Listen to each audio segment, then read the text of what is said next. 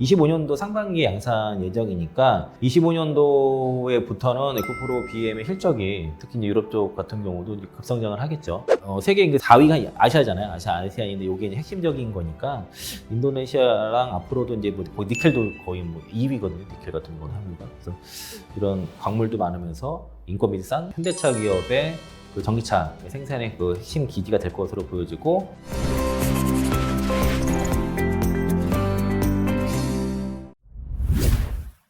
이제 뭐 이 시장 자체에 대해서 정부 지원도 뭐 좀 빵빵한 것 같아요. 뭐 에코프로 BM은 양극재 기업 최초로 정부로부터 1조 넘게 투자 받는다는 얘기가 나왔거든요. 근데 그게 이시의 자금 1조 2천억 얘기인데 그 전에 이제 에코프로 BM이 그 3조 유증설이 자금 유달설이 좀 있었거든요. 루머가 있어서 그들 좀 주가가 좀 빠진 모습이었는데 뭐 이제 많은 이제 관심 인식이 많다 보니까 회사에서 전화해보고 IR 통화해서 통화 내역도 뭐 공개하고 하셨는데 대체로 이제 사실 무근이다는 입장이고요. 그런 루머를 불식시키는 그런 이슈라고 볼 수 있겠고요. 지난달에 이제 그 에코프로 BM 헝가리 법인이 그 한국 수출입은행과 그 한국무역보험공사와 그 ECA 파이낸싱 계약을 체결했는데 이게 이제 8억 6천만 달러니까 그게 대략 한 1조 2천억 정도 되는 것 같고요. 일단 이게 다 그 빌려주는 게 아니라 한국수출입은행이 그 1억 8천만 달러를 보증을 하고 그리고 2억 5천만 달러를 직접 대출을 해주면서 그리고 한국무역공사가 4억 3천만 달러를 보증을 해가지고 이 보증받은 걸로 글로벌 상업은행 한 5군데 정도에서 이제 그 차입을 하는 그런 형태가 되는 걸 볼 수 있겠고 1조 2천억이죠. 1조 2천억 요 자금은 그대로 거의 이제 헝가리 데브린체 양극재 건설에 거의 다 투입이 될 것이고요. 그 헝가리 데브린체 총 투자비가 12억 8천만 달러거든요.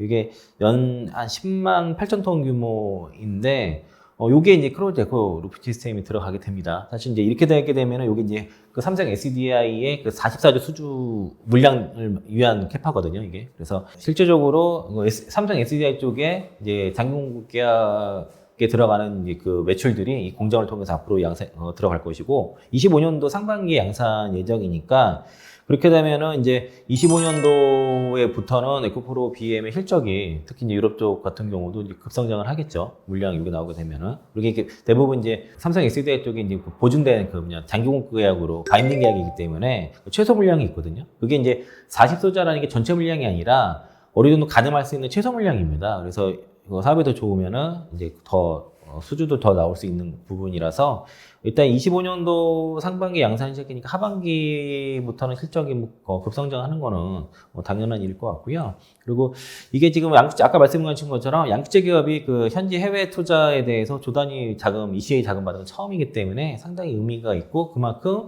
정부에서도 에코프로 BM의 양극재 사업에 대해서 높게 평가를 한 것이라고 그렇게 지금 보시면 될 것 같아서 그래서 이거는 이제 주가를 그동안 어떤 주가를 눌렀다 루머를 완전히 불식시키는 그런 이기 때문에 상당히 호재라고 이렇게 인식하시면 될 것 같고요. 또 이제 에코프로 BM 같은 경우에는 고객사가 지금 SK온이 상당히 부진했기 때문에 그 영향을 직접적으로 받는 게 그게 2분기에 그대로 나타날 것이고 다만 이제 SK온과 현대차 간의 그 최근의 관계를 봤을 때는 SK온 배터리를 현대기아차가 많이 채택을 많이 상당히 하고 있거든요. 그리고 상당히 좋은 전기차에 SK온 배터리로 들어가니까 거기에 따른 실적 성장이 상당히 나타날 것으로 보여지고 또 삼성 SDI가 지금 굉장히 공격적으로 투자를 하고 있고 수주 잘 되고 있어서 스텔란티스 이런 쪽에 주로 SDI에 들어가거든요. 그래서 SDI가의 성장에 따라서 이제 에코프로 BM도 실적 회복이 가져야 될 건데 대체로 시점이 대부분 2025년도라고 보시면 좋을 것 같습니다. 최근에 불거졌던 뭐 자금 조달설에서 완벽하게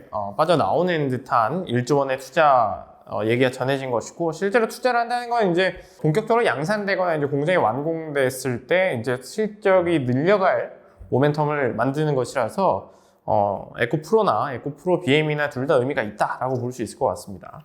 이제 현대차 그룹도 이제 사실 올 상반기에 이제 증시를 좀 주도해온 곳인데 이제 인니에 인도네시아에 배터리셀 공장을 준공한다는 소식도 나왔습니다. 이제 업계에는 청신호죠. 그러니까 현대차 특히 현대기아차 같은 경우는 확실히 그 전기차 시대에 있어서 상당히 그 전기차에서는 뭐 주도하는 그런 기업이 될 것 같고요. 뭐 테슬라 버금가는 기업이 될 거라 보여지는데 최근에 난 뉴스가 현대차 그룹이 그 인도네시아에서 공장에서 그 엔솔과 합작한 AHLI 그린파워 배터리를 장착해서 여기 이제 코나 EV 이제 양산 들어간다 했지 않습니까? 여기 그 전에 아이오닉 5도 여기서 생산이 되고 있는데 거기뿐만 아니라 뭐 아이오닉 6 뭐 등등 여기서 이제 상당한 전기차들이 나올 거고 그리고 인도네시아가 워낙 이제 거기에서 원재료도 조달이 가능하고 또 이제 인건비가 싸다 보니까 여기서 생산된 배터리가 상당히 이제 저렴하게 잘 나온 것 같고요. 특히 이제 그 현대차 그룹에서 만드는 요 공장에 나온 것도 EV3에도 장착이 되거든요. 근데 이제 니켈 함량이 80%가 넘습니다. 한 86% 정도를 되고 있는데 이게 되게 저가차에도 들어갔다는 거는 그만큼 가격을 잘 맞췄다는 거고 아마 그 충전 속도가 조금 아쉬울 수는 있어요. 왜냐면은 그 10에서 80%까지 EV3 같은 경우는 한 30분 정도 걸리는데 SK1 SF 배터리 같은 경우는 한 18분이면 되는데 그 좀 느린 이유는 실리콘 공제가 분명히 들어가긴 들어갔는데 이게 이제 함량 문제가 아니라 스택을 많이 안 쓴 거예요. 급속 충전을 포기하고 주행 거리를 늘리는 용도의 배터리를 썼는데 가격 대비해서는 절묘하게 잘 맞추지 않았나 생각이 들고요.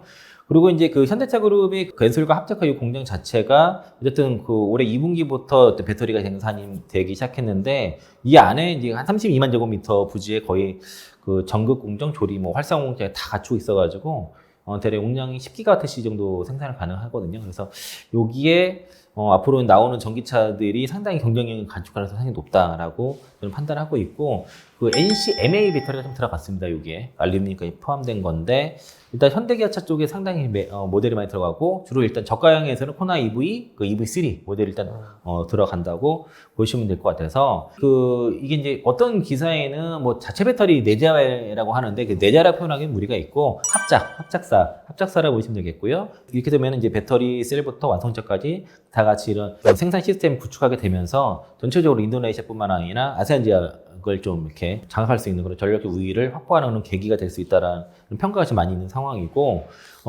이런 정도면은 뭐 중국차 뭐 저가 차량 와도 해볼 만한 것 같습니다. 그리고 코나 EV랑 그 아이오 5에서 이제 일단 그 코나 EV가 아이오 5 다음으로 두 번째 전기차거든요. 이제 모델이 더 나올 거라고 보여져요. 여기서 끝날 것 같지가 않고 일단은 아이오닉 6도 뭐 이쪽에서 나올 수 있다는 계획 정도로 지금 얘기가 좀 되고 있는 상황이고요. 인도네시아 자체가 워낙 인구가 많고요.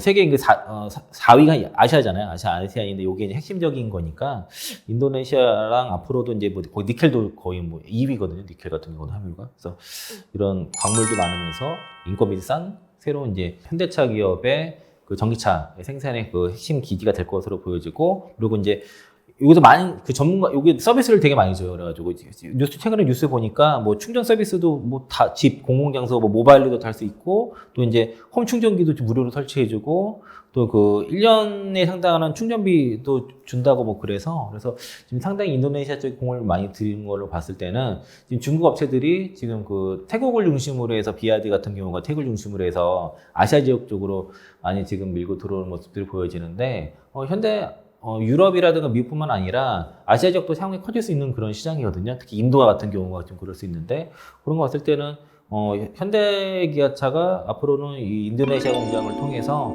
상당히 두각은 나타날 가능성이 상당히 높다라고 좀 개인적으로 이렇게 보고 있습니다. 인도네시아가 이제 뭐 현대차 그룹의 제2의 전기차 생산 기지로 발돋움할 가능성이 커졌네요. 이제 뭐 가격 경쟁력에서도 뭐 중국 전기차에 밀리지 않을 상황이 마련되고 있다라는 얘기를 해주셨습니다. 그러니까 첨언을 하게 되면은 지금 그 테슬라 다음으로 현대차가 북미에서도 전기차를 두 번째를 많이 팔았거든요. 차들을 잘 보면은 지금 그 최근에 마칸 EV 포르쉐 마칸 EV 나왔지 않습니까? 네. 아이오닉 5N과 비교하면 차가 무거워요. 배터리도 그 시애틀에 NCM 811 들어갔고 아이오닉 5N은 SK온의 그 NCM 9급 그러니까 NCM 9 뭐 그게 들어갔는데 일단 출력에서도 차이가 나고 또 하나가 그 CATL의 NCM 811 배터리가 상온에서만 충전을 보증합니다. 영하에서는 영하 날씨에는 충전 효율성을 보증하지 않고 또 재밌는 게 그러니까 이게 이제 에어풀 배터리랑 NCM 배터리 비교하면은 이게 중국 NCM 배터리 3원계 배터리와 국내 NCM 배터리랑 다른 것 같아요. 왜냐면은 그 SOC라고 그래가지고 그 라이프 사이클이 CATL의 NCM 811이 LFP보다 짧아요. 근데 보통은 3호기가 더 길거든요. 그러니까 CATL의 그 NCM811 배터리가 성능이 좀 안 좋습니다. 상당히 안 좋은데 국내 거랑 같이 동급 놓기는 그렇고 또 보세요. 마칸 EV NCM811인데 이거 그거 NCM 한 5년 전 정도에는 이미 국내 업체들은 도입을 했던 배터리거든요. 이제 811보다도 이제 9급으로 가는 이제 그 슈퍼차 그러니까 고급 차종은 그렇게 가고 있는데 아까 EV3도 86% 정도 니켈 함량이 들어간 걸 배터리를 썼거든요. 지금 이게 811을 쓰고 있단 말이에요. 마칸 EV. 차도 되게 무거워요. 그러니까 이제 독일 차들이 그 예전에는 내연기관 차에서는 추력이 상대적으로 더 가벼우면서 출력이 좋고 차들이 또 잘 나가고 그랬는데 지금은 전기차 시대에서는 플랫폼도 제대로 갖추지 못하다 보니까 배터리도 안 좋고 더 무거운 차들이 나오니까 차가 무거우면 어떻게 됐습니까? 당연히 그 출력이 안 좋죠. 성능이 안 좋을 수밖에 없고 같은 브레이크를 밟아도 더 미끄러지고 더 그러지 않습니까? 그러다 보니까 지금 이게 그래서 테슬라도 그렇고 현대기아차도 보면 대체로 차가 더 가볍고 상대적으로 가볍고 또 좋은 배터리를 쓰고 가격이 더 싸다는 거예요. 그러니까 이제 그런 차들이 지금 현대기아차에서 나오는 최근에 나온 차들이 거기에 부합을 하는 거죠. 또 하나 이제 VTEC 기능도 제대로 들어가 있고 그 안에 공간 효율성 이런 것들을 잘 만들어내면서 예, 차다운 차들이 앞으로 나오면서 현대기아차가 그만큼 앞으로 이제 전기차 시대에 이제 새로운 그 주도 도요타도 앞설 수 있는 그런 기업이 될 것 같고 거기에 이제 배터리를 납품하는 이제 엔솔이라든가 SK온은 같이 동반 성장하는 그림들이 나타나겠죠. 가볍고 저렴한 탈만한 차를 현대차가 내놓으면서 이제 뭐 전기차 캐즘을 극복할 수 있는 핵심 기업으로 떠오를 가능성이 커진 상황이라는 말씀이었고요. 이제 2차 전지 대장주 얘기를 좀 해보면 사실 이제 2차 전지 대장주는 LG 엔솔인데요. 에너지솔루션. LFP 배터리 시장 진출에 성공했다는 소식이 들립니다. 이제 사실 이게 수요가 둔화된 상황에서 긍정적인 변화의 단초다라고 볼 수도 있을 것 같은데요. 네, 그 최근에 그 엔솔도 그렇고 SDI 쪽에서의 특히 LFP 배터리 뭐 전기차뿐만 아니라 그 ESS 시장에서의 수주 소식이 들리는데요. 특히 이제 이번에 주목을 하는 거는 LG 에너솔루션이 그 르노 전기차 부분에 그 암페어와 그 전기차용 파우치 LFP 배터리 공급 계약이 나왔다는 소식이 들렸죠. 금액으로는 뭐 정확히 나오지 않았지만 4조 뭐 이상 되지 않나 이렇게 추정을 하고 있고 크게 두 가지 의미가 있어요. 이게 첫 번째는 그러니까 중국이 독식을 하던 독점 구조를 깼다는 게 첫 번째 가장 큰 의미고 그리고 또 여기에 보면은 LFP 배터리 적용을 했는데 파우치용 셀투팩이 적용됐거든요. 그러니까 이제 그만큼 이제 기술이 중국, 바로 이제 거기에 전기차에 적용됐기 때문에 지금의 이제 중국, 뭐 시애틀을 비롯한 중국 업체들이 LFP 배터리를 가지고 전기차를 적용하고 있는데 거기에 기술력이 되지 않는다는 것이고 게다가 또 파우치로 만들었기 때문에 그러니까 각형보다는 파우치로 더 가볍게 주행거리를 더 그 길게 갈 수 있는 그런 차를 만들 수 있는 거거든요. 그래서 이제 전기차용 LFP 배터리를 첫 수주를 따낸 것이고, 그리고 이게 이제 독점 구조를 깼다는 의미가 있는데, 근데 사실은 전기체에 적용을 한다 그러면은 이게 바로 적용되지 않고, 보통은 이제 전동 공구 쪽으로 갔다가, 그 다음에 ESS, 그 다음에 이제 하이브리드, 그리고 플러그인 하이브리드, 그리고 전기체 이렇게 이런 식으로 해서 몇 년에 걸쳐서 검증을 받아야 되는데, 곧바로 이렇게 이제 계획을 됐다는 거는 그만큼 기술력이 굉장히 높다는 것이고, 그리고 국내 업체들이 LFP 배터리를 최근에 개발한 게 아니고요. 이미 훨씬 더 이전에 다 개발을 했던 건데, 사업상이 없었기 때문에 굳이 하지 않았던 것이고, 그리고 그때 당시에는 LFP 배터리 가지고는 전기차에서 맞지 않는다는 것들이 이제 중론이었기 때문에 거기에 3원계에 지금 주력을 했던 것인데 최근에 들어서는 이제 뭐 LFP 배터리에 대한 수요도 많이 원하는 교육도 있기 때문에 수요가 있기 때문에 거기에 대해서 만드는데 중국 거보다 더 좋게 파우치형으로 만들고 그렇다는 거죠. 그리고 이게 이제 그 LG 에너지솔루션 폴란드 공장에서 생산된 배터리가 이제 그 르노의 차세대 전기차 모델에 탑재될 예정이라는 것이고요.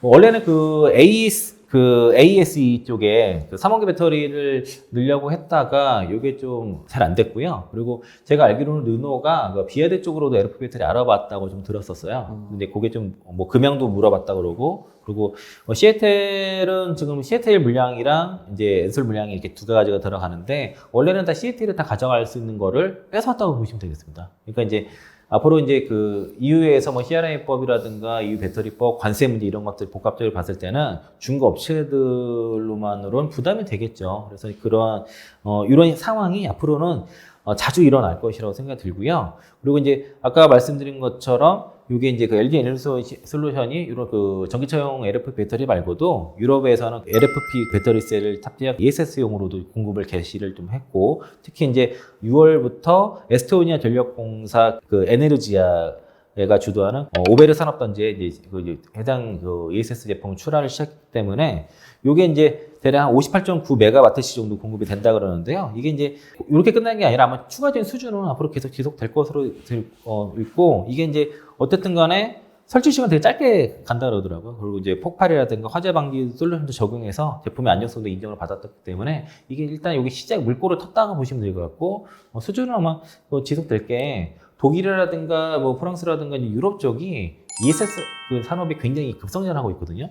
이게 신재생 에너지를 좀 많이 하다 보니까 최근에는 뭐 에너지 가격이 뭐 거의 제로인 경우도 많이 있습니다. 굉장히 싼 게 되는데, 그래서 이제 그 유럽 쪽에 특히나 이번에 인터배터 이런 거 봐도 ESS가 강조되는 게 유럽 쪽 ESS 산업이 굉장히 빠르게 지금 성장하고 있습니다. 그래서 그게 북미뿐만 아니라 이게 상당히 중요한 시장이라고 좀 보시면 좋을 것 같습니다. 중국 전유물이라고 생각했던 LFP 배터리 시장에서 뭐 기술력이 전혀 밀리지 않는 수준의 기술력을 이미 보유하고 있고, 또 이제 LG엔솔이 매출 늘릴 새 먹거리를 찾았다, 뭐 이렇게 볼 수 있겠네요. 네, 그거는 이제 원래는 26년 정도부터 북미 쪽에서 그 성장, 이제 그때부터 이제 성장을 기대를 했는데, 생각보다 좀 빨리, 지금 수주가 좀 빨리 움직이는 게, 관세 문제라든가 이런 것들이 이제 대체로 이제 향후에 봐도, 이제 그 가격 경쟁들이, 이제 생기기 때문에, 이제 그런 것들이 예상보다 좀 빨리 지금 수주가 나오는 것들이라고 생각하시면 좋을 것 같고요. 그래서